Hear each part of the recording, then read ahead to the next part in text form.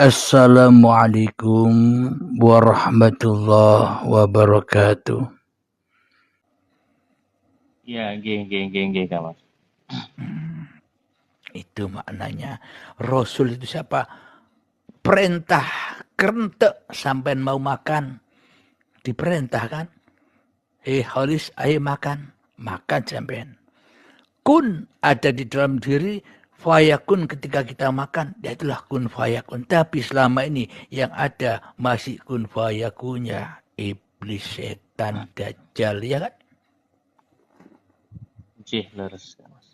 Kenapa? Karena hidup masih diakui sebagai hidup manusianya. Itu yang membuat manusia tersesat.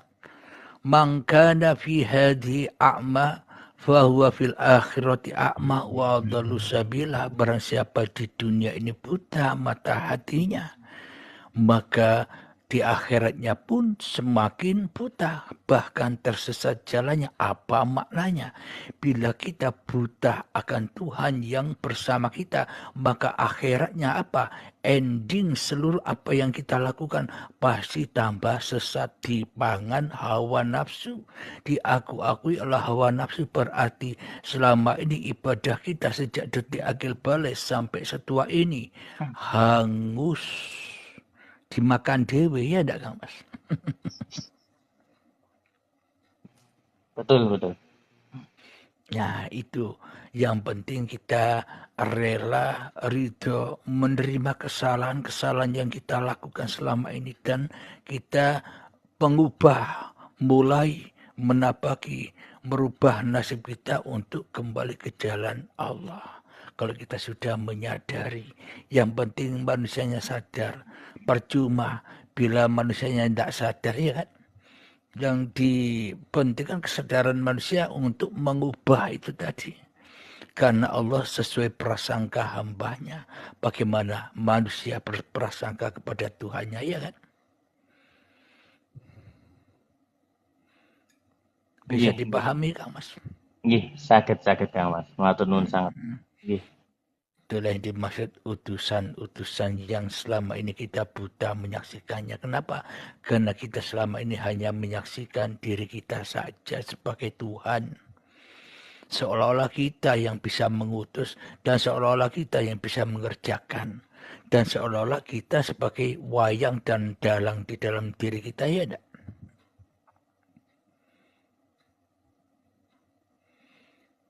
Nggih, leres. Ya akhirnya berhubung yang berperan sebagai dalang dan wayang masih manusianya, ya semuanya sesat terus. Makna dunia dan akhiratnya sesat. Apa dunianya? Seluruh laku syariatnya. Akhiratnya apa? Jiwanya yang masih merasa aku yang bersyariat, aku yang bisa ibadah, aku yang bisa sholat. Inilah dunia akhirat yang buruk. Dunia akhirat yang masuk di dalam anar. Berarti neraka itu kapan Kang Mas? Besok apa saiki? Ya tergantung Anda yang memahami. Nggih.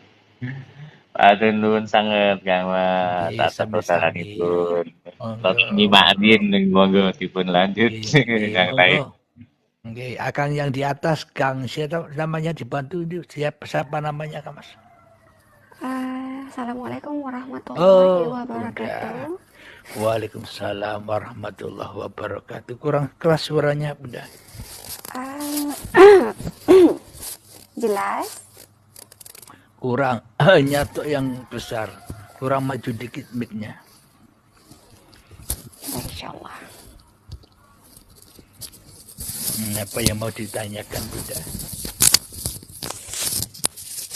Oke, jelas ya? Alhamdulillah jelas sudah. Oke, baik, insyaallah. Saya ingin tumpang bertanya. Tadi Syekh ada menyentuh tentang amalan yang diijazahkan oleh guru. Maksudnya dekat sini insyaallah, sekiranya guru tu ada mengijazahkan zikir sekian-sekian, maksudnya beribu-ribu macam tu, dia macam yang insyaAllah saya fahami tadi, insyaAllah Yang Syekh maksudkan dia macam kalau diijazahkan zikir yang banyak macam tu dia macam membuat kita macam terikat dengan amalan tersebut. Jadi adakah insya-Allah kita perlu mencari guru yang lain atau macam mana? Sebab insya-Allah dia macam selama beramal dengan zikir yang diijazahkan sekian-sekian ada macam dibukakan apa yang mau cakap macam supernatural macam tu lah lebih kurang. Mukasafa karomah. Ya macam itu. Masya Allah, ya betul begitu. Jadi adakah itu salah atau macam mana? InsyaAllah mohon penjelasannya Syekh, insyaAllah. Itu sahaja. Bila manusianya yang memahami pasti salah. Tapi bila Allah sendiri yang memahami, ya pasti benar. Tapi untuk mencapai ini, ya harus tinggalkan dulu kemanusiaannya. Maknanya sampai kapanpun manusia tidak bisa menilai ini aku apa ini Allah. Tak akan bisa. Bila manusianya masih ada, pasti terjebak kepada kemanusiaannya. Ya enggak bunda? InsyaAllah. Caranya untuk insyaAllah buang kemanusiaannya tu. Caranya ya cari guru yang bisa menghilangkan itu bunda. Maknanya berbaiatlah, carilah guru kepada yang bisa mengenjoykan bunda lagi, sudah tidak membebani lagi dengan ikatan-ikatan itu. Itu kan tambah beban, ikatannya tambah banyak. Tidak bisa terbang bunda, kalau diikat terus. Kakinya diikat, tangannya diikat, mulutnya diikat, ya tidak bisa terbang, maknanya tidak bisa lillah. Kenapa? Karena manusianya tak bisa berzikir.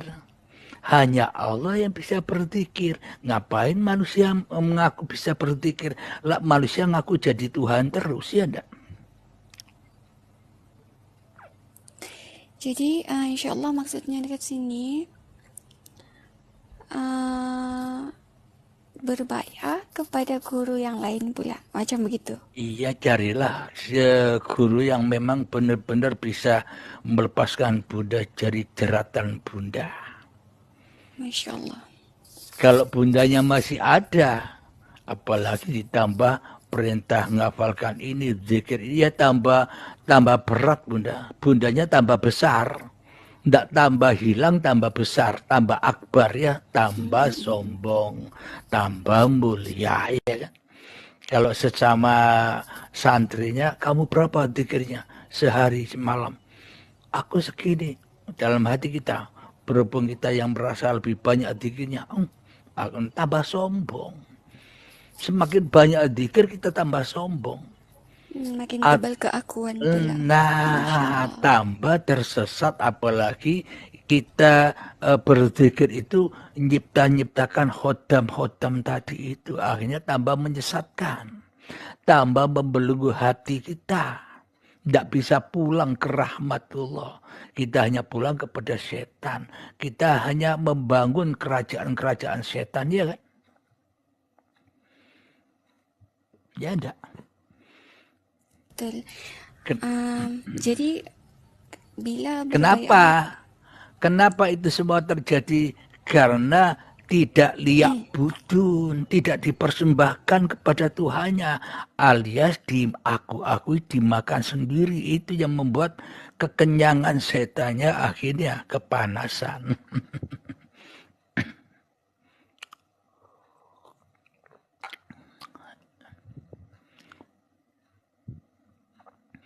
Jadi memang kebanyakan mayoritas seluruh manusia, seluruh mursyid, seluruh tuan guru, setelah baiat pasti diikat. Supaya apa? Supaya tidak bisa terbang. Paham maksudnya tidak bisa terbang? Supaya apa? Tidak paham. Supaya apa? Supaya tidak ketemu Tuhannya. Ya enggak? Kalau diikat kan tidak bisa ketemu Tuhannya. Apa yang dipandang, yang diingat gurunya. Kamu kalau berzikir ingatlah aku. Aku yang paling mengenal Allah. Katanya begitu, ya enggak? Kebanyakan kan begitu.